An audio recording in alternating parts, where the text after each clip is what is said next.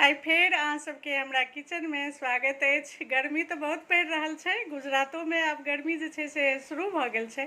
ओना तो गुजरात में कम गर्मी पड़े छे, लेकिन किचन सब में तो हालत खराब भइए जाए छे। देखियो की सब बनेलिए हन। आई हम एमे भात हमर बन गेल छे कुकर में, और बड़ी बनेलिए हन। तो देखियो बड़ी भात अपना मिथिला के बहुत फेवरेट डिश छे, और आई मन भ गेलै बड़ी बनबे के। एक आध बड़ी बन रहल छे, और ई बन रहल छे आम के खटमिट्ठी।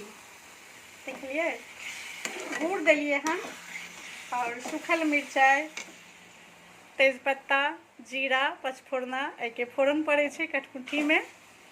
और ई नमक और हल्दी, एमे ज़्यादा कोनो मसाला नहीं पड़े छे। नमक हल्दी द के आम के सुंदर से भूज दियो, और बस ओइमे जे छे से कनिक जहन गल जाए छे तो गुड़ द दियो, और गुड़ द के सुंदर से पका दियो। बहुत जल्दी गल जाए छे, गले में बहुत टाइम नहीं लगे छे।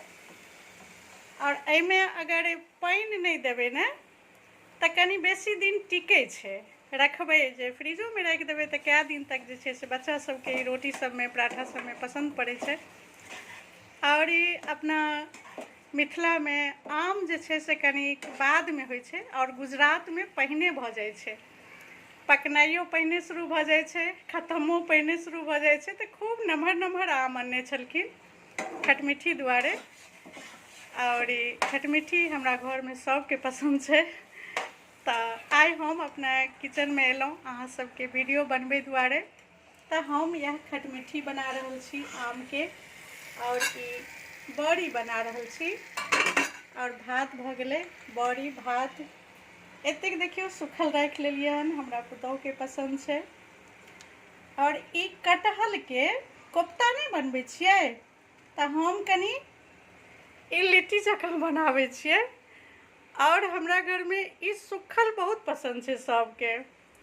तो बस ई बुझियो जे खत्म में भ गेल छे, नाश्ते में सब खत्म भ गेलै। तो एना के हम ओनाहितो ई बड़ी भात सबके संगे खाए ला राख लेलिए हन।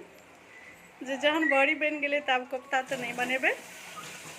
तो बस भ गेलै, हमर खटमिट्ठी बन के तैयार छे, बड़ी बन के तैयार छे, और भात बन गेल छे, और ई लिट्टी सेहो बनल छे। तो कहलिए जे आई एकटा वीडियो बना दै छी, क्या तो हम बहुत कम काल किचन में आबै छियै, हमर पुतहुए करै छथिन। अहाँ सब हमरा किचन वाला वीडियो के कनी पसंद करै छियै, तो चल आबै छी कहियो के अपनो हाथ के किछ किछ बना देला।